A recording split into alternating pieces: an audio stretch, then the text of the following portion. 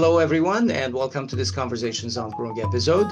Today, we're going to discuss issues in the domestic political life of Armenia. And for this, we are joined by Anna Grigoryan, who is a member of the Armenian Parliament with the Parliamentary opposition force Hayastan Dashinq. Anna Grigoryan, welcome back to the Groong podcast. Thank you so much for having me. It is my great pleasure to be with you today, Hovik Asbet.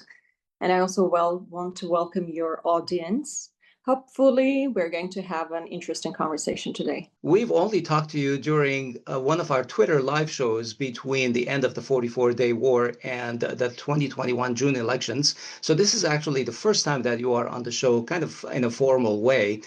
Would you tell us a little bit about yourself, what keeps you busy, and also what keeps you awake at night? What worries keep you awake?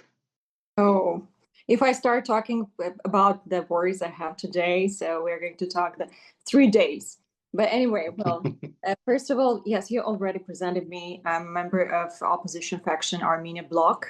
I'm also in the Committee of Security and Defense, which means that my main focus is on the security environment of Armenia. And because I come from Sunnik region, which is the most vulnerable part of Armenia after the war and after the annexation of Artsakh, and Sunnik has a lot of security issues. So my main focus is mainly on security issues around Armenia, in Armenia.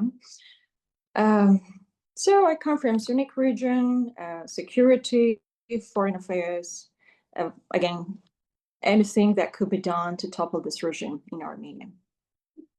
Ms. Grigoryan, as many were predicting, and as the election season is now in full swing, 4 Armenians, civilians held in Baku, were released and returned home yesterday.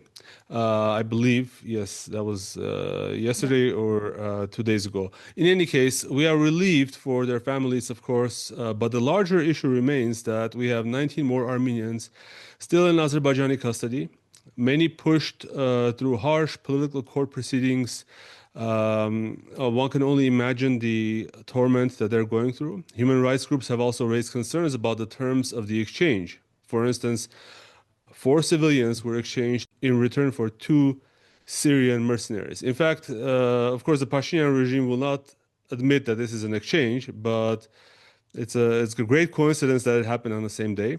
In addition to all of this, Christian Solidarity International says that this is the clearest proof that these people are being used as hostages and that any peace process conducted while hostages remain in detention takes place under pressure. So we wanted to ask for your thoughts. How do you assess this move that happened yesterday or 2 days ago for Armenia and the region? First of all, perhaps it was the best news we could hear during the last several months. And the release and the life of every Armenian is so precious for us. So it was great news. And they are mostly welcomed to Armenia. At the same time, we understand that it was a kind of a bargain between Pashinyan and Aliyev, and they are working together. Before the elections, Aliyev tries to strengthen Pashinyan's position in Armenia, knowing very well that he does not have enough support to get reelected. So Aliyev is trying to take the symbolic steps to make Pashinyan's position stronger in Armenia. So he was doing it during the last few months. He was doing it through this petrol process, selling petrol to Armenia, selling this wheat to Armenia for animals. And again, unfortunately, human lives became part of this bargain between Aliyev and Pashinyan. But generally, we understand that the peace process, if we're talking about real peace, can never be reached without solving the humanitarian issues between 2 countries. It's, of course, absurd to talk about real peace while our compatriots are in Baku being tortured there. And the closer we get to election day, we anticipate certain actions by Aliyev. Perhaps more hostages could come to Armenia, even though I anticipate that Ruben Vartanyan and political military elite of Artsakh are highly unlikely to get back to Armenia because Pashinyan would never let Vartanyan and others to come to Armenia, right? But I want to remind just our audience that during these years, and I will start with the campaign in 2021. Do you remember that before the election, again, Aliyev released several hostages, several prisoners of war? It was just before the election. And we see the repetition of the same scenario. It worked then, and they hope that it's going to work today. And I remember a very shameful speech by Pashinyan during his campaign when he said that our compatriots in Baku can wait for 3 more months. And they're in Baku for already 5 years. And they're being released right before the election process. As I say, this is just not a humanitarian issue. This is pure political, interpolitical issue. So yes, Aliyev has certain cards how to work with the Armenian society, with the emotions, how to deal with the emotions of Armenian society. This is shameful to accept, of course, that foreign actors, especially hostile to our country, they think who is the most preferable one for them. Even Fidan, the foreign minister of Turkey, yesterday, he said that they're supporting Pashinyan. They're supporting Pashinyan's policy concerning the region. So this is something we could anticipate because we know how Aliyev and Pashinyan work together, how Aliyev is going to make the symbolic steps. But generally, of course, we were very happy to hear this news, and we were very happy. At the same time, you touched upon the issue that there was an exchange. So 2 criminals, Syrian terrorists, were given to Syria via Turkey. In response, we get our compatriots. However, officially, Pashinyan said the otherwise. He said, please do not connect one with another, but it's obvious that the very day our compatriots came to Armenia, these criminals and terrorists were given to Syria via Turkey. So it's impossible not to connect these 2 events. And I want to remind you that we had the same cases. Do you remember that there was a provision in the trilateral statement of November 9, which clearly stated that all prisoners of war have to be given to the other side?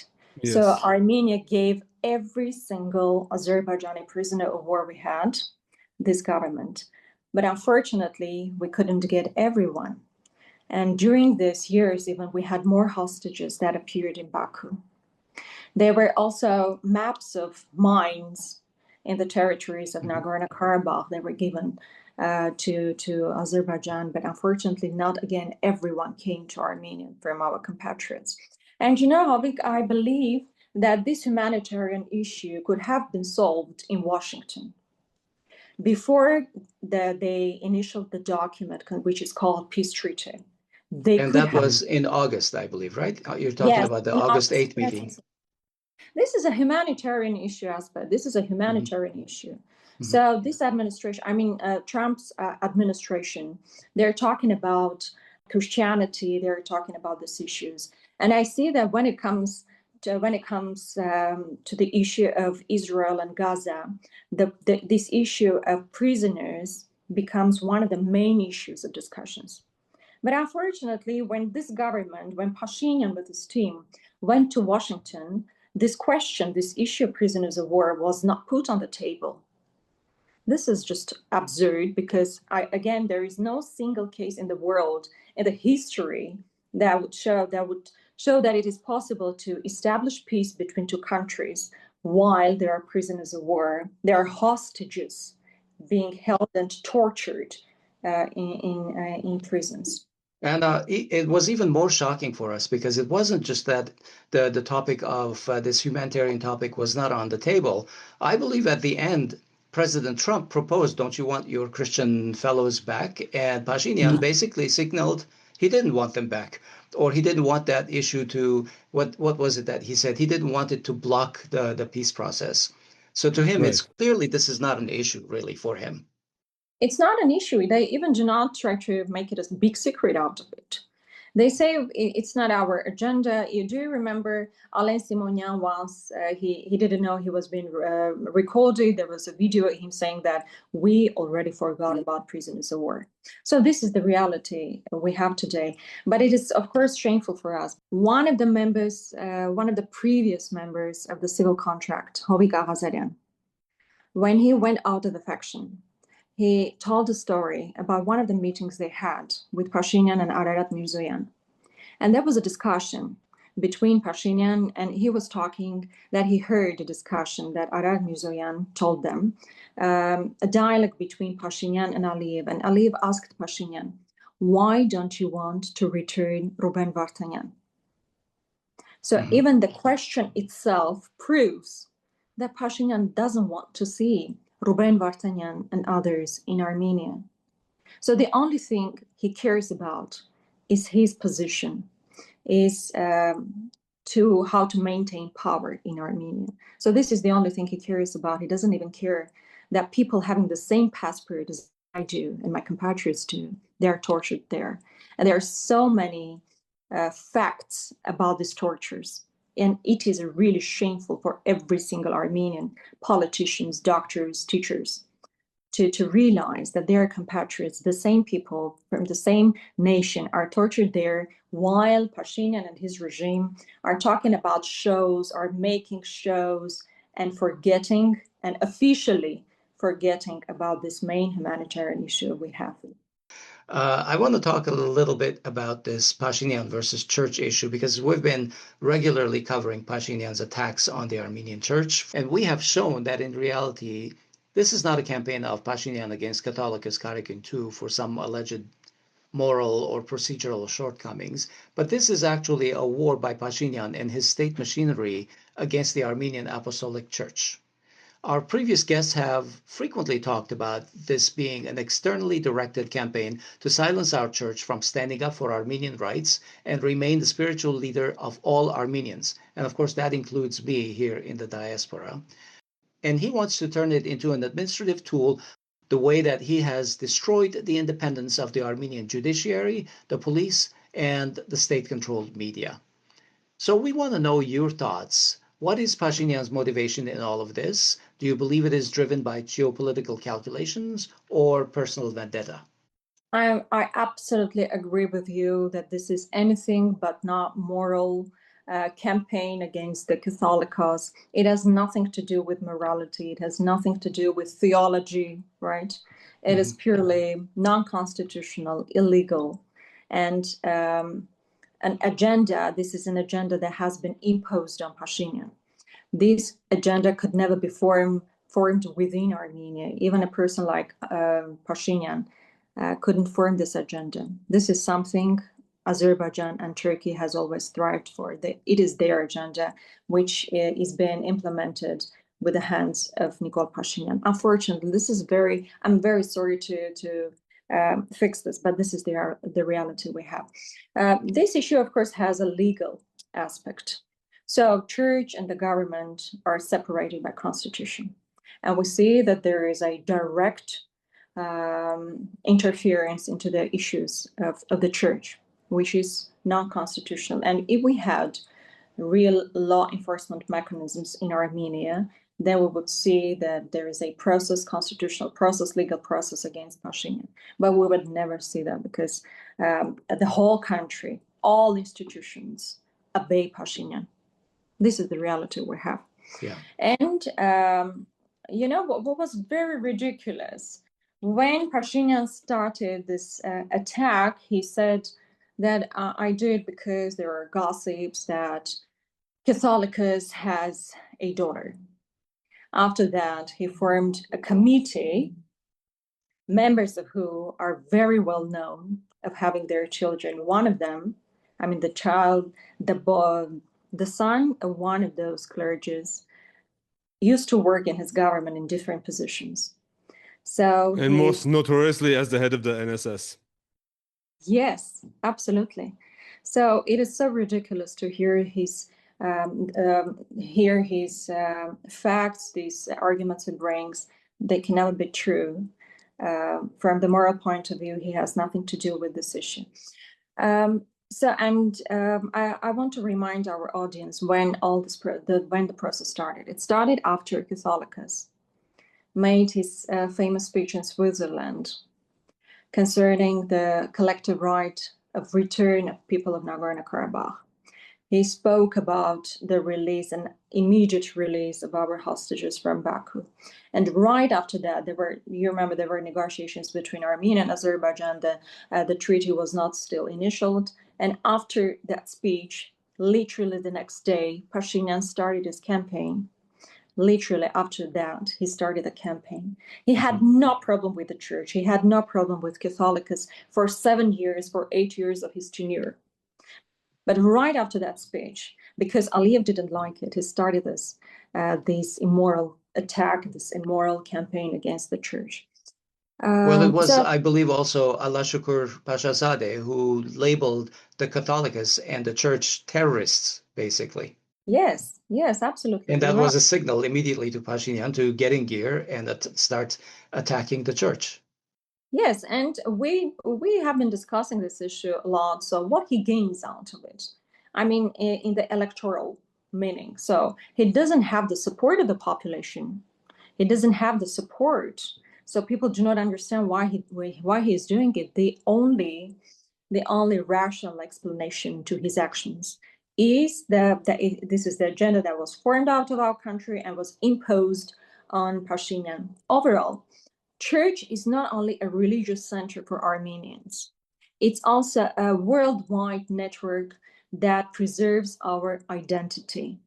So everywhere where we have church, Armenian identity is preserved. Armenian community is consolidated in these regions, right? In the USA, in Russia, in Iran, we are consolidated around the church. And this is the network that maintains our identity, that prompts our national interests, right? And you were right saying that our Catholicus is not only Catholicus of only the people living within this territory of Republic of Armenia. He's Catholicus of all Armenians, and including people from Nagorno-Karabakh, and who, but not him, can raise the question of the return of their right of return to their homeland. So simply, Pashinyan wants to have a person that obeys him, that works within this agenda of real Armenia. So it is Armenia only for Armenians living within the territory of Republic of Armenia. And so it doesn't have this network worldwide that can help to preserve our identity. Yeah. All of what you are saying leads us to believe that there is a deep meddling in the church by Pashinyan. And we have talked to legal experts about Pashinyan's actions, and there's no doubt that they are not only illegal, but they are unconstitutional. Absolutely. And we are referring to Pashinyan's personal as well as the NSS and the police institutional meddling that's enabling renegade clergy and blocking the Catholicus and clergy loyal to him, confiscating and barricading churches, protecting defrocked clergy, forcing. I mean, we can go on and on. The question that I have for you, since you are a parliamentarian, why has the opposition not moved to impeach a prime minister who is illegal and unconstitutional? At least why haven't you applied to the Constitutional Court to ask for a statement? Is the prime minister unconstitutional in his actions? Well, Pashinyan's actions, there were many cases when his actions were unconstitutional. This case with the church is the most vivid one. However, there have been a lot of cases of his non-constitutional actions. So if you asked me whether there are legal bases to start the process of impeachment against Pashinyan, I would say obviously yes. Is it possible, taking the current realities that we have in the parliament? So there are 70 members of the ruling party, and if they don't join the process, so we're not going to succeed. So unfortunately, the number of parliamentarians from the ruling party is so big, and we are only 34 in the parliament. With the 34 opposition members of the parliament, we cannot succeed in the process of impeachment. And we see that there are not 70 different people. There is only one Igor Pashinyan sitting here. We do not view them as personalities, having their principles, having their viewpoints and way of thinking. There is one Pashinyan, and he imposes his will on all those 70 members in the parliament. Unfortunately, this is the reality we face today. Yeah. So One Pashinyan and 70 backpacks. yes, absolutely. They called themselves a backpack. This is not us to label them. They called themselves backpacks. So in reality, we didn't manage to do that. You know, there is a action plan of the government that is adopted by the parliament, which is the main document of the government, where they're talking about the deoccupation of Shushi and Hajar. They're talking about the peaceful process. They're talking about solving the issue of Nagorno-Karabakh through Minsk Group co-chairmanship, right, based on the people's right of self-determination. So they already claimed that they recognize Artsakh as part of Azerbaijan. So this is a blatant violation of their action plan. So, I mean, there are a lot of things we can say. This is non-constitutional. We can say this was, again, I mean, there are bases for impeachment. But do we have enough votes within the parliament to start and succeed? Unfortunately, no. We don't even have enough votes to launch the process. To launch the process, we need 36 members of parliament. The opposition today is 34. Does that include the two parliamentarians who have defected from civil contract, Ghazarian and no? But, no, okay. we are 34 from the Armenian bloc and Badivunem, yes, and Hovika Ghazarian and the other man. They didn't want to join this process of impeachment. They declared it so. So the impeachment process, of course, is a political process. Do you also need the same number of people, 36, to apply to the Constitutional Court to ask for a statement or an opinion on whether these actions are unconstitutional? Just to add to that, is that only for legislative items, or is it you can apply for any action of the Prime Minister? I believe that may apply only for legislative issues. What do you mean for legislative issues? The application to the courts, you mean, Hovik? Yeah, if you want to apply to the Constitutional Court, you can only do that for items are on the agenda of the Parliament, or can you apply for any action of the Prime Minister? So it is usually concerning the laws that are adopted. There are a lot of laws we applied to Constitutional Court, telling us whether you think they are constitutional or not. So concerning the laws, yes, we did it a lot of times. There are a lot of processes concerning this, but I'm not sure. I mean, I can't remember a case where we applied to the Constitutional Court asking to to analyze the actions of the Prime Minister. Okay. But even if we did so, even if we did so, the Constitutional Court has been changed I agree with you. In compliance with his taste. There are people of Pashinyan sitting there, that it has been changed. Yeah, I agree with you. I don't expect that they would say something against Pashinyan. But, for me, I'm a little idealistic here. Let them be on the record and let history judge them for what they are doing instead of just getting a pass, silently being acquiescent with Pashinyan's activities. And as far as legislative, legal, whatever, and stuff like that, Pashinyan is using the police and the Secret Service to do his bidding. Is that not government? The issue is not whataboutism. The issue is, with all due respect, the issue is about the Constitutional Court would not even accept the referral if it's not related to things that are prescribed in Armenian law. I don't think that the issue of complaining to the Constitutional Court about Pashinyan's activities that are outside of the purview of the parliament would be accepted.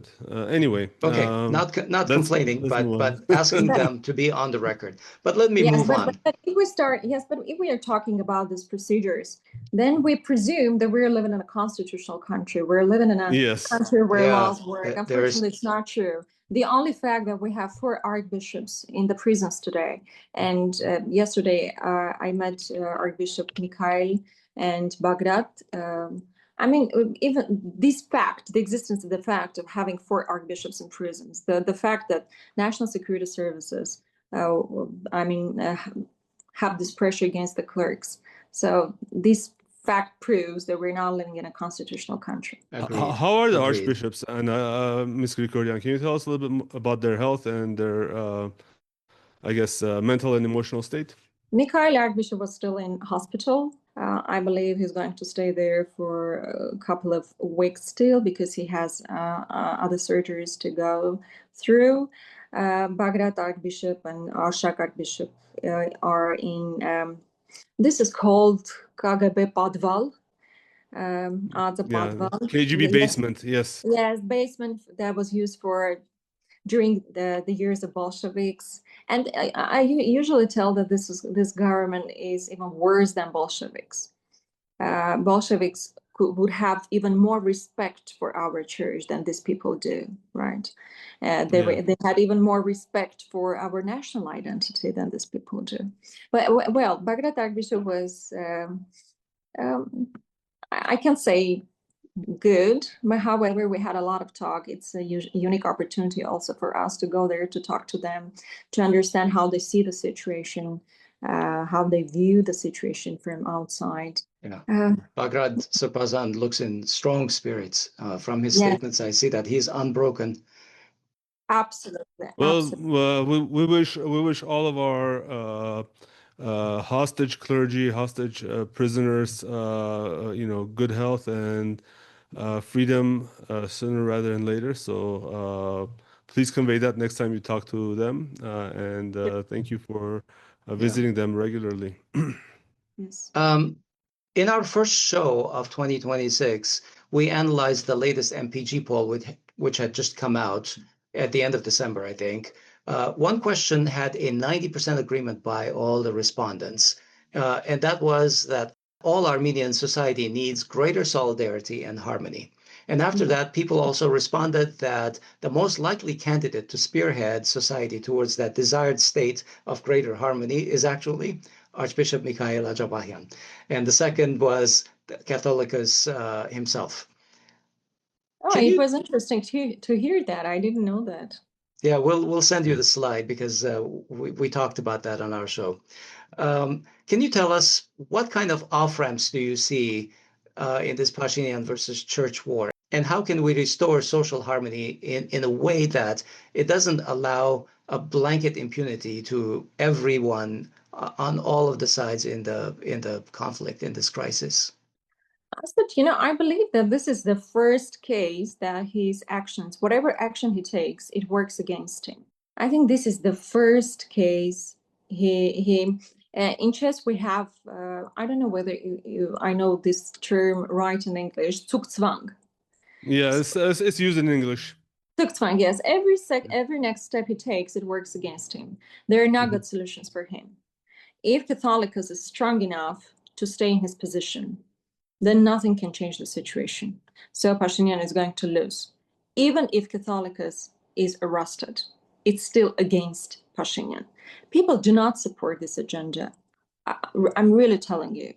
There are a lot of people that they are not followers of our church. There are a lot of people who do not like Catholicus even, but they understand that this is not against person. This is not against personality of Catholicus. This is against the church. He is ruining the church. He is ruining the biggest network in the world, right? And so every next step is working against him, even if against Pashinyan, even if he arrests Catholicus, even if he puts Grigoryan and someone else in his position. So it's first of all illegitimate. It's a matter of time. It's a matter of time, 1 year, 2 years, 10 years, right? He will be ousted. and the new realities are going to be formed. We're dealing with an institution that has history of more than 1,700. 1 year, 2 years, even 10 years or 20 years are so small in this dimension. Right. So these illegitimate actions are going to be forgotten as a nightmare. So, but anyway, without lyrical part, if Catholicus, and I see that he's very strong right now, if he stays in his position, then Pashinyan has no way to win this battle, right? Catholicus, there is a strong pressure against him. His brother, the issue of his brother, they try to label him as an agent, as a KGB agent. His other brother and son are now in prison. And any step is being taken against him. But I can proudly say that he's very strong in his position, and we all hope that he's going to stay in this position. Yes, yes, indeed. Let's move on, Ms. Grigoryan, because we have a few other topics. So on January 13, Foreign Minister Mirzoyan, or acting foreign minister, however you want to term him, and Marco Rubio signed various agreements in Washington that gave more clarity about the logistics of the trip and what it's going to be.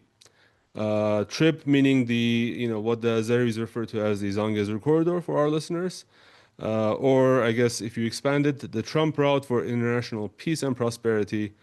So what were you able to understand from these recent revelations, and how do you assess the deal now? First of all, the whole process was initially called the process of deblockading of Armenia. So all the roads are going to be opened. At last, Armenia is going to breathe. But what we see today, that the only road that is on the table, the discussions are only about the roads connecting Nakhichevan with Azerbaijan. So this is Azeri's agenda. Where is our agenda there? Where is the deblockading of all the roads of Armenia?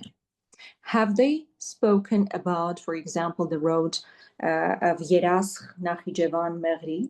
No, of course, it's not on the table. Have they spoken, have they raised the issue of Kazakh-Ijevan railway? Of course, no.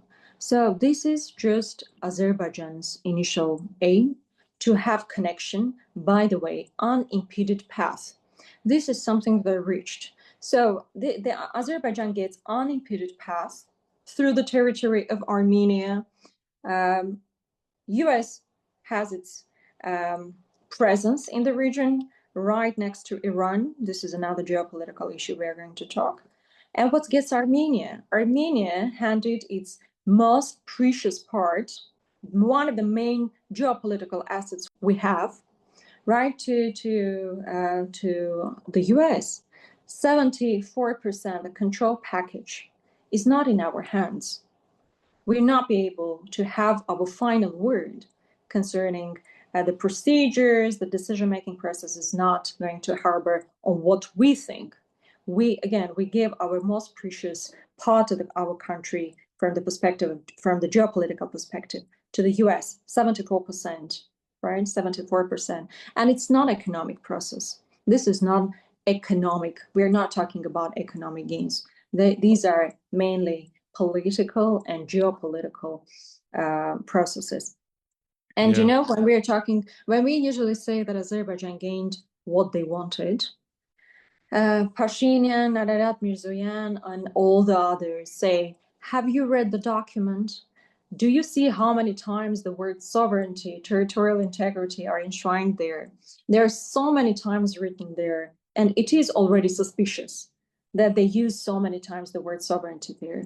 And they say that there's going to be a front office and a back office. So this is about packaging. Front office, back office, it's about packaging, because Azerbaijan said they do not want to see Armenians on the road. And they use these tactics of for example, in the European Union is used. But European Union is a union. It's unlike Armenia. Friendly countries. They're friendly countries, economically, politically, they are interconnected.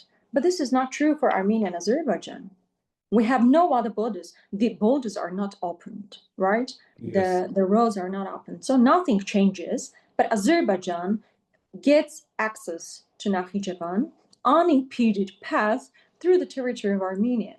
And the majority of the revenue, if there is such, will get the United States of America. And the presence of the US is still controversial from the perspective of having Iran right in the borders. And you might probably heard We saw the warning, from the Iranian ambassador, right? The Iranian ambassador, the newly appointed ambassador to Armenia, expressed his concerns. And the statement was really something. It was, I was. He said that Armenia was becoming a hub for enemies of Iran, something like that. Yes. And this is a worrisome statement. Of course, this government might think that Iran, the government in Iran is not going to resist to what's going on in Iran. Might be that there are going to be changes in Iran. I don't know what their calculations are, but what we see is obviously Pashinyan's government didn't have enough communication with Iran. They didn't channel these concerns, and the concerns by Iran are rational, are logical, and they couldn't be otherwise. Yeah. Ms. Grigoryan, you mentioned Iran. I also want to mention the November 9-10 statement, point number 9, which said that it would be Russia that would be controlling the security of the corridor. We have since seen that Russian officials multiple times reiterate that interest. Most recently, we had Fyodor Lukyanov on our podcast. He is the director of the Valdai Club, and he interviews President Putin every year. And he told us something very stark. He said that, yes, Russia may be preoccupied with Ukraine, but that doesn't mean that Russia doesn't have interests in the region. We can talk about the Eurasian Economic Union. We can talk about other innate regions, interests of Russia, especially north-south communication and so forth. But he said that those interests should not be ignored. So on the one hand, we have Iran. On the other hand, we have Russia, whose interests are completely ignored. What is the likelihood of these two major regional powers, and in the case of Russia, a world superpower, what is the likelihood of them accepting this reality? Just to remind our audience, the development concerning this road or corridor, it's a matter of interpretation, right? Since November 9. In November 9 statement, we had that there is a Lachin corridor, and presumably there is going to be a mirroring situation concerning Nakhichevan and Azerbaijan. When Pashinyan declared Nagorno-Karabakh as part of Azerbaijan, then this issue of Nakhichevan-Azerbaijan path should have automatically been removed from negotiations, because this issue appeared because of Lachin corridor. If there is Lachin corridor, why should we discuss this path? But I want to remind you that back then, when there was, of course, in the document, there was about Russian presence there, that the Russians are going to control, again, mirroring the Lachin corridor. And this government and the supporters of this government would tell that this is occupation of Russia, this is intolerable, unacceptable. But when it comes to the United States of America, then this is perfect.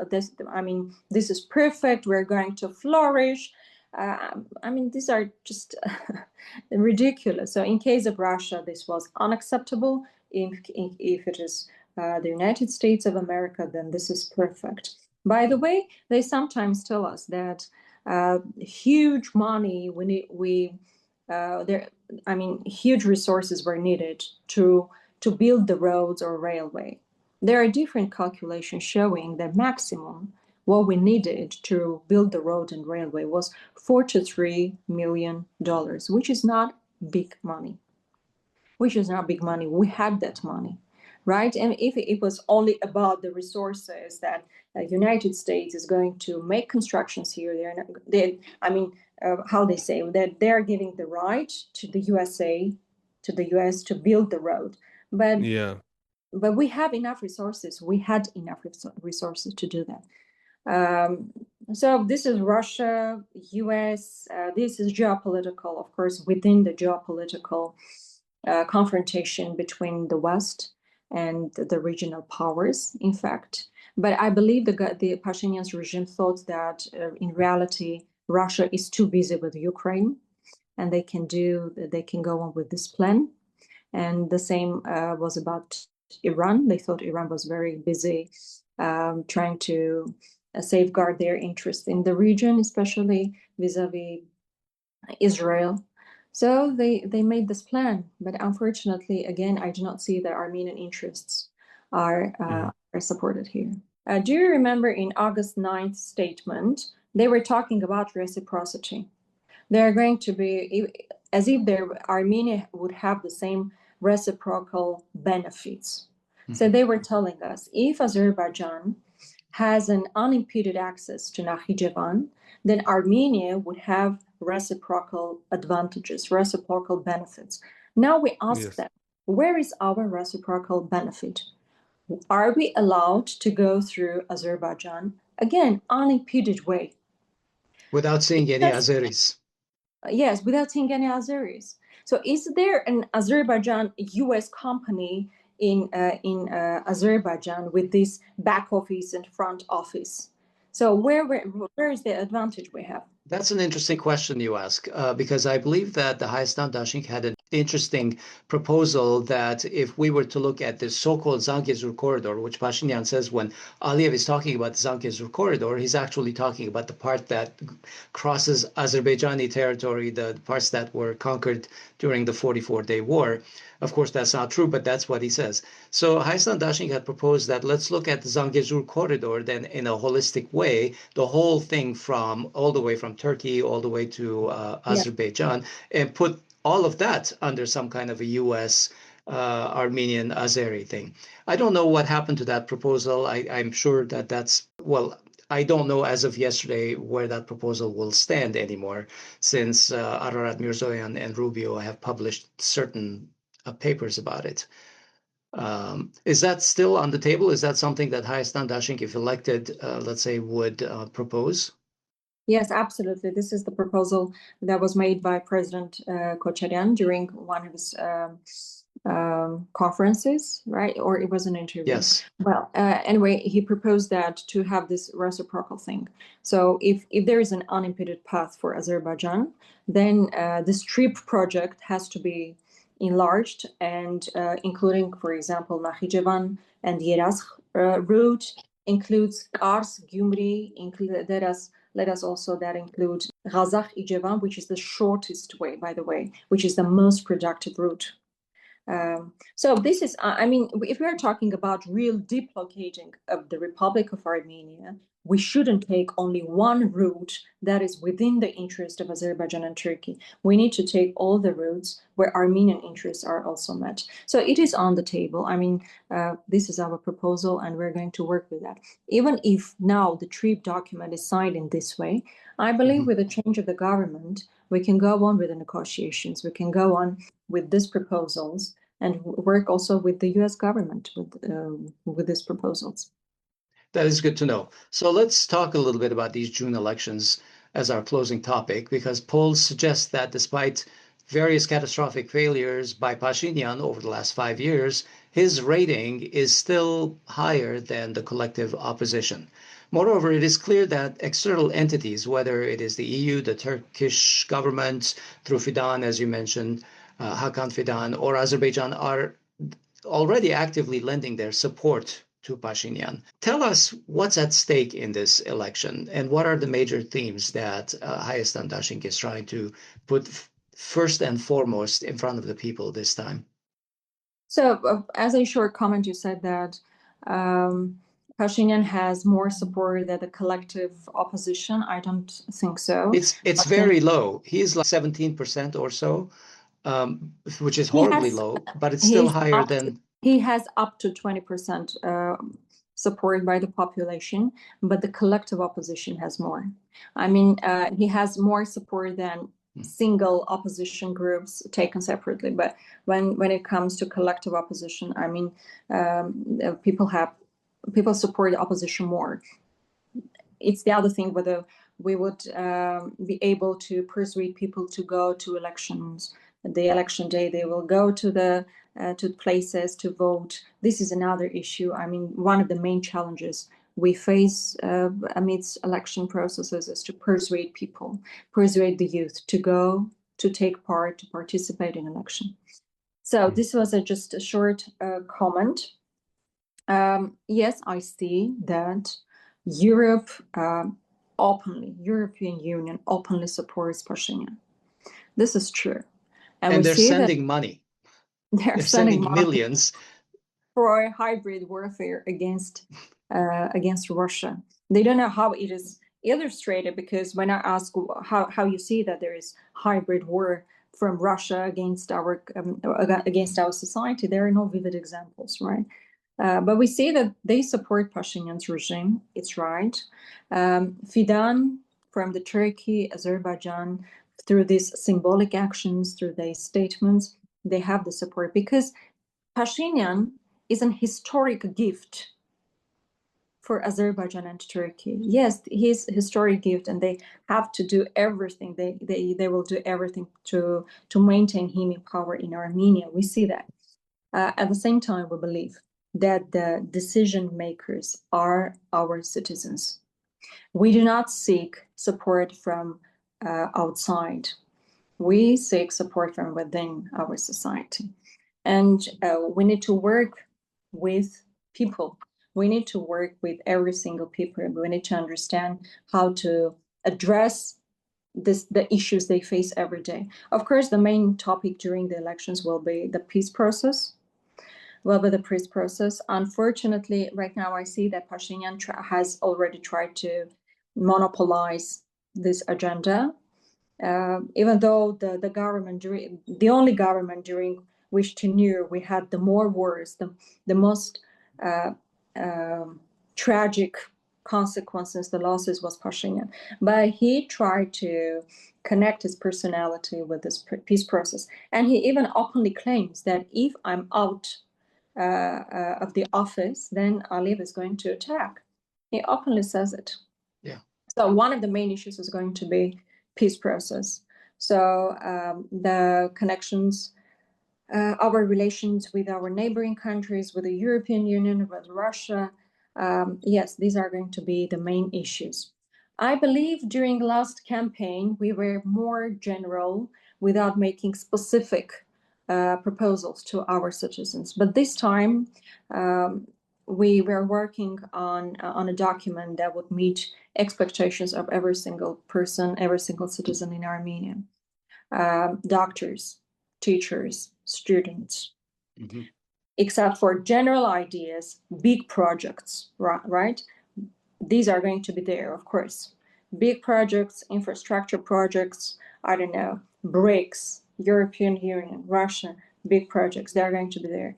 At the same time, we will work on specific topics. Recently, I was talking about free education in the universities. I believe we will be able to reach this for students to get free education. It was done in Georgia. They promised it several years ago, and now they have free education. And we used to have a lot of students from Georgia, from Akhalkalak. Now they do not come to Armenia. They stay in Tbilisi. They go to Tbilisi to continue their higher education. So higher education in Armenia has to be free. I mean, in every field, in every single field, finance, economy, education, the main topic is, of course, going to be security. In all these aspects, we're going to make very specific topics, very specific solutions, so that every single Armenian would feel how their life is going to be changed. But I think that, of course, general ideas work very well. And Pashinyan, I myself associate Pashinyan with chaos. So every day we wake up trying to understand what he's Gave doing. away this time. Yeah. Yes. And Well, so that just indicates the horribly low trust that people have in this government. yes. If you wake up every morning fearing that we have conceded more, our national security is lower, that is a failure on the part of this government. And I'm sorry to pontificate, but the agenda with which he ran and became a prime minister was basically everybody voted for Artsakh is Armenia, and what we got is Artsakh is Azerbaijan. Poverty rates have not gotten a lot better. I think Sure. maybe 1 or 2% better. The prosperity is extremely limited to a small cadre of people. I don't see where the success has been, really. And the debt has risen 2 times. Oh my So God, I forgot to mention that. yes, before he was elected, we had $8 billion of foreign debt, state debt. Now it is 14 billion. Yeah. And when we usually ask, so where's so many? I mean, this amount of money, wherever you put, you need to see the outcome. $8 billion during your government, During 8 years. During 8 years. So where they went? So what's the outcome? What you built? There are no specific infrastructures, roads, factories. People still live in poverty, right? So the next government needs to face these problems. They need to meet this issue of the debt, because every year we give more money for this. I'm sorry, I don't remember for this percentage, right? For the percentage. That's right. The amount, yes. The amount of the money we give for this percentage rate equals to the amount of money we give to our healthcare system, to our education system taken together. You're taking the amount of money that it's taking to service the debt for the national debt that has become very heavy on the economy. Anna, I see that you have, or Hayastan Dashinq has, very strong platform. There are issues that you plan to address, but like you said, with 34 MPs, it's very difficult to get these things done because the ruling party currently has a supermajority. What's needed for the opposition, and I'm talking the broad spectrum of opposition, which is all of the opposition that's not ruling party or some of the so-called oppositions which are in the pocket of the ruling party. What is it going to take for you to win in 2026? What's the strategy? How do you plan to do that? So, as I have already said, majority of our population, from 65% up to 65%, has opposition viewpoints. They accept, they do not accept what Pashinyan is doing and has already done to our country and to our nation. So we have very fruitful platforms, fruitful soil to work. So the first challenge, again, we have is to persuade people to go to take part, to participate in the election. And if the participation rate is low, if it is below 40 or 50, below 40, then unfortunately the government has higher possibility to get reelected. So the first thing we need to do is to have this participation rate high enough. The second thing, by the way, we have already started this process. Ashkan Sahatelian launched this process of talking to other opposition groups to agree upon certain issues. So we do not fight against each other until elections. So there's kind of unity. We have one main target. This is Pashinyan. So we want to form. There is negotiation process to form a productive platform for our hostages in prison, right? Political prisoners, right? So there are different points we need to negotiate concerning these issues with our opposition groups. But generally, we need to work very aggressively in a good way, right? In a good meaning connotation of the word aggressively, because Pashinyan is already working, has already been working for several months, right? He has using the whole administrative resources. He has this campaign of education is modern, He's, using this drums theme. He's doing all this all the time, right? We need to be even more aggressive. We need to be more aggressive. Sometimes I have a feeling, and this is criticism of us, that the current government still acts as an opposition. And current opposition sometimes acts as the party in power, right?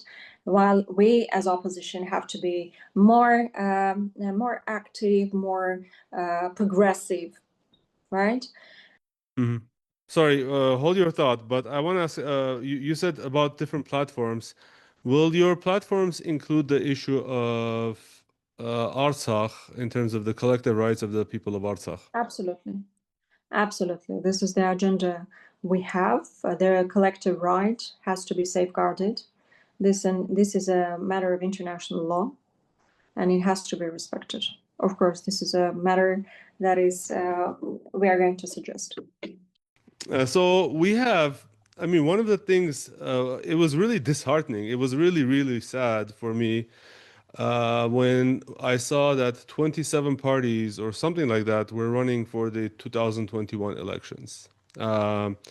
Obviously, I think part of the reason why the opposition failed was because of all of those elections, all of those parties basically erasing the votes or stealing the votes and actually resulting in the incumbent getting the votes. Now, we also have some small parties running in these elections or claiming to have to want to run in these elections. I will mention a few of them.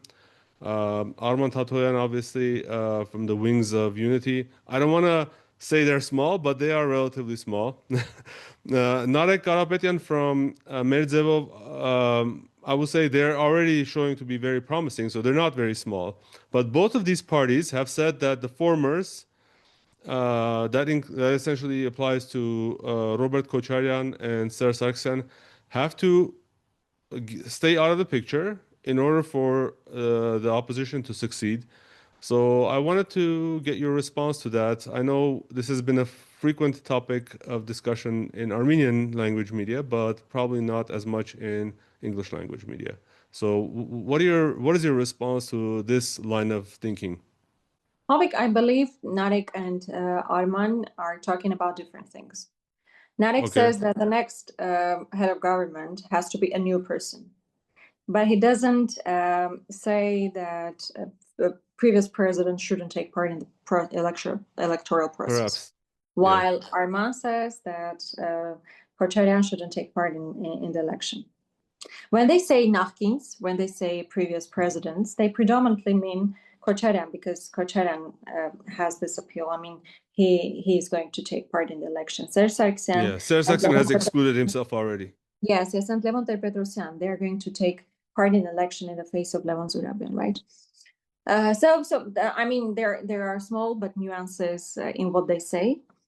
With due respect to Arman Tatoyan, who has been a great human rights defender in Armenia, I still think that the real leader has to work with people, spreading his ideas, has to be strong enough not to talk about others, participate or not participate. He has to make strong agenda, talk to people, spread his ideas, gain support by the population.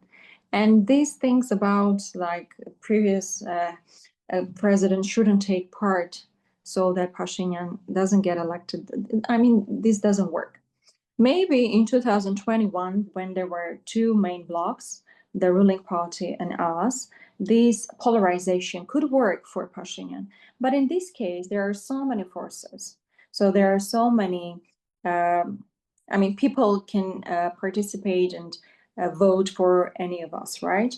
And I would suggest, with due respect, because I really respect Arman, to work on his agenda, to talk to people and gain support by the people. And not talk less about who should take part and who shouldn't take part in these processes. Because, during these years, it was very, because opposition, unfortunately, couldn't succeed in toppling Pashinyan, people are trying to understand why we couldn't do that. And one of the reasons they came up with was that Kocharyan is still there, right? But President Kocharyan was not talking for several years. He was preserving silence, leaving space for others to gain political muscles, right? To have this,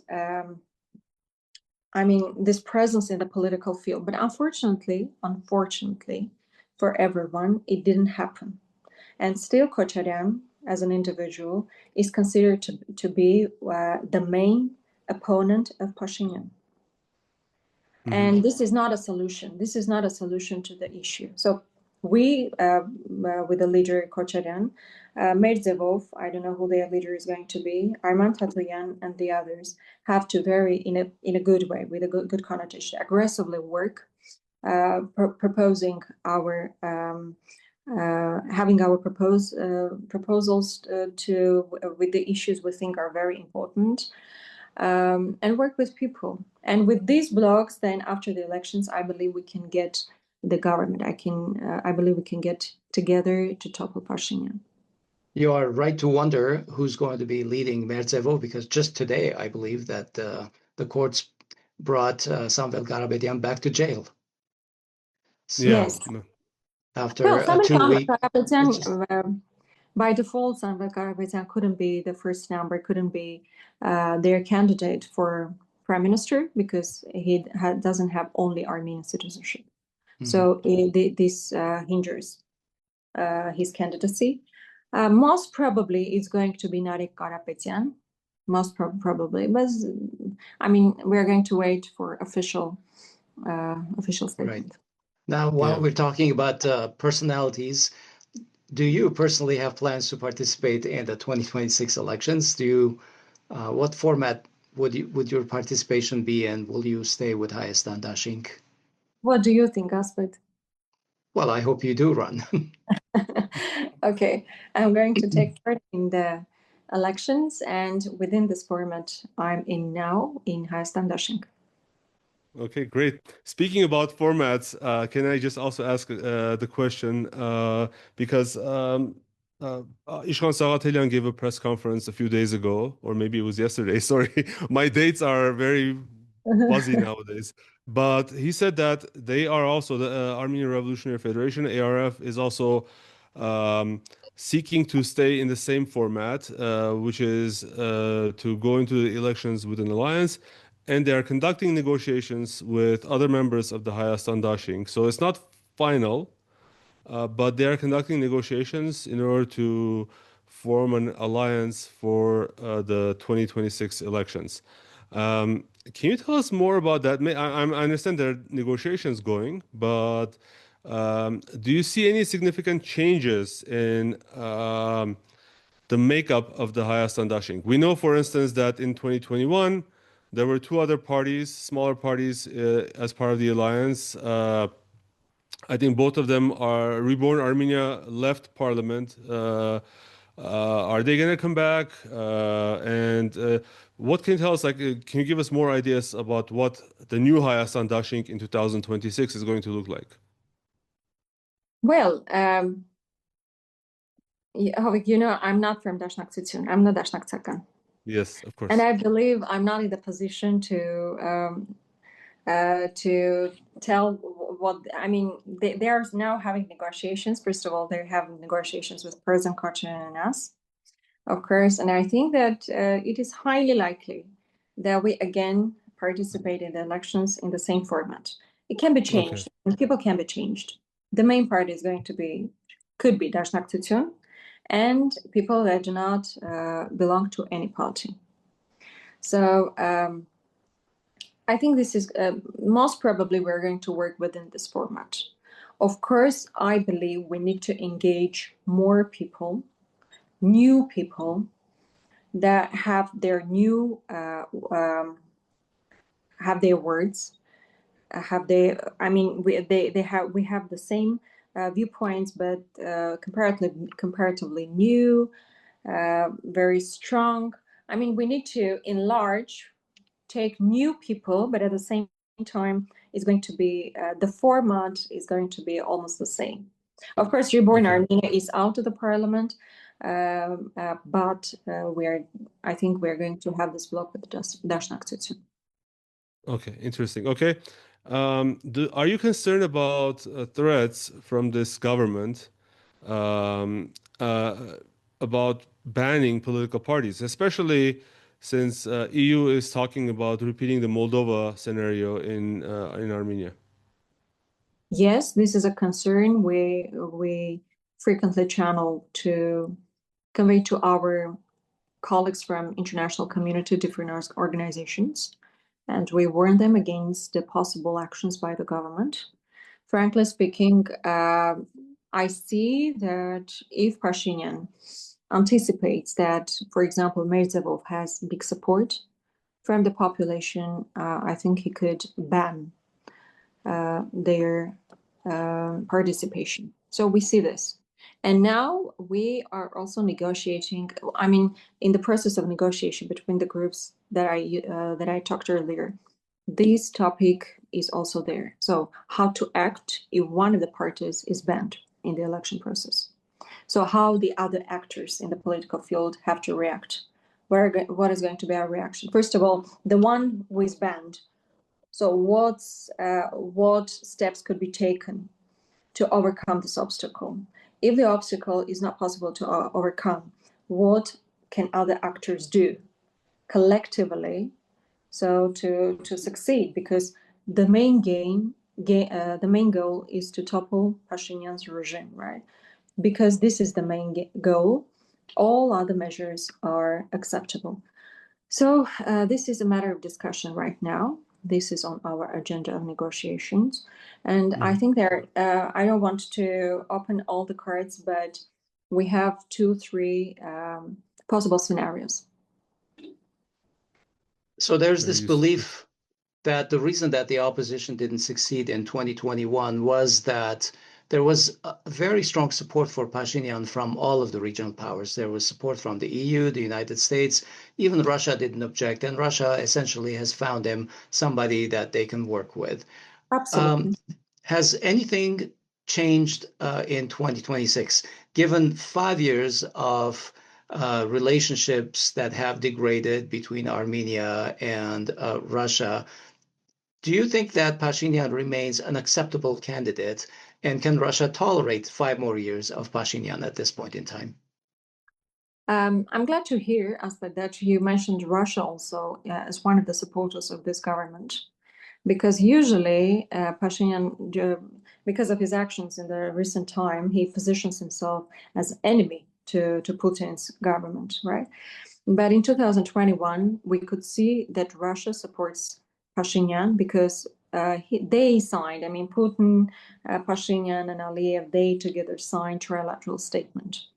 And the one who signed had to implement the provisions of the statement. And but right now, I do not see the support by Russia. I do not see the support. I wouldn't say they are against this government. I wouldn't say that they would take actions against this government. Otherwise, you see that our economy is thoroughly dependent on Russia's economy, on Eurasian Economic Union. And you see that there are no any steps taken by Russia to somehow make problems for them, at least, to say so, right? But as I have already said, we need to focus our attention on our population. Yes, the different powers worldwide in the region, out of the region, support Pashinyan. But it is our population, it is our society. Armenians have to decide who their leaders are going to be. So we are working with the people, not with geopolitical centers. And if we are talking about what has changed since 2021 in the internal context, in 2021, still there was perception that Pashinyan is that poor guy that didn't want the war, that was fighting for people of Nagorno-Karabakh. He never wanted the war. Right now, it is more than clear that because of his actions, the war started. Because of his actions, he recognized Artsakh as part of Azerbaijan. During ethnic cleansings in Artsakh, he had a video saying that the people, civilians in Nagorno-Karabakh are not under threat. So people saw all this during this years, and they unequivocally would claim that Pashinyan gave Artsakh to Azerbaijan, which was a start to the end of ethnic cleansing in Artsakh. So, I mean, in 2021, it wasn't still clear who was to be responsible for the war. It is, of course, absurd, but people would say that Kocharian, that used to tenure some 10 or more than 10 years ago, some, 12, 14 years ago, could be responsible for the war, right? These narratives were very active in our society. But now people understand who has to be blamed for the war, for the consequences, and for the loss of Nagorno-Karabakh, for the loss of the villages in Tavush, for the loss of the roads in Mehri. That's 18 years ago, by the way, at this point, that President Kocharian hasn't been president from 1998 to 2008, and this government still blames him for things that happened or are happening right now. I mean, there are huge changes in the perception of the realities we had. So, working with these perceptions, working with the huge discontent with this government, I believe the opposition generally united can solve this issue. Ms. Grigoryan, thank you. This was a thoroughly interesting discussion. And thank you for agreeing to come on. Because this is going to be a very important topic, I hope I can put you on the spot here and get your agreement to come on more regularly in the next few months so that we can talk to our audience. Yeah, we would love to talk with you during this election season. Yes, absolutely. It was my pleasure to be with you. And I promise to have more frequent talks to you, especially when the election days comes. Thank you. Thank you very much. Thank you. That was our show today. This episode was recorded on January 16, 2026. We've been talking with Mrs. Anna Grigoryan, who is a member of the Armenian Parliament with the Hayastan Dashinq bloc, I guess, since they are elected and they are in the parliament. She does not have a party affiliation. Like she said, she's not an ARF member. She is a member of the faction. For more information, you can go to our show notes, podcasts.groong.org/episode number, and click the links. Thanks for staying with us, folks. Before you go, please don't forget to like, comment, and share, and make sure you're subscribed. We do appreciate it, and we hope that we can continue bringing interesting programs such as this one to you in the future. And one way you can increase the likelihood of that happening is by sending us also monetary donations, which help us increase our reach. You can do that through podcasts.groong.org/donate. And you can use either Buy Me a Coffee or Patreon to become a regular subscriber. That helps us tremendously. Thank you very much in advance. I am Hovik Manucharyan, unfortunately still from occupied Yerevan. I'm Asbet Bedrosian in Los Angeles. We'll talk to you soon. Have a great day.